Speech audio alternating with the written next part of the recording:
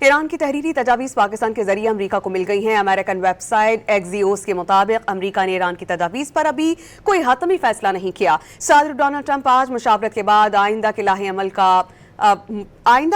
عمل کو طے کریں گے۔ اہم اجلاس میں قومی سلامتی اور خارجہ پالیسی کی ٹیمز بھی شرکت کریں گی۔ ایرانی وزیر خارجہ نے ایرانی تجاویز میں کہا گیا ہے کہ بات چیت کے پہلے مرحلے میں جنگ کا خاتمہ اور آبنائے ہورموز کھولنے کے امور طے کریں۔ جوہری معاملے کو اگلے مرحلے تک مؤخر کیا جائے۔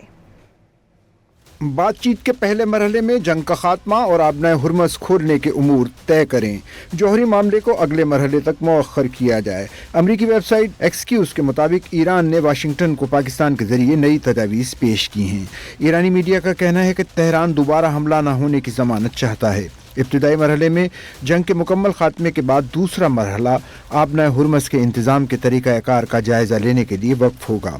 اس سے قبل ایرانی وزیر خارجہ عباس عراقچی 24 گھنٹے کے دوران دوسری مرتبہ پاکستان پہنچے اور پاکستانی حکام سے ملاقاتیں کی۔ ذرائع کے مطابق انہوں نے عمان اور کئی علاقائی ممالک کے ساتھ ہونے والی ٹیلی فونک مشاورت کے نتائج پاکستانی حکام کو پیش کیے۔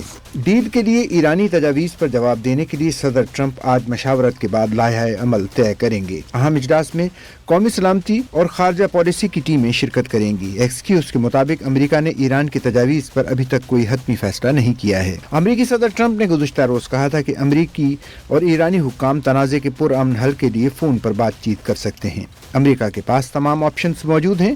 اگر وہ بات کرنا چاہتے ہیں تو وہ ہمارے پاس آ سکتے ہیں یا ہمیں فون کر سکتے ہیں۔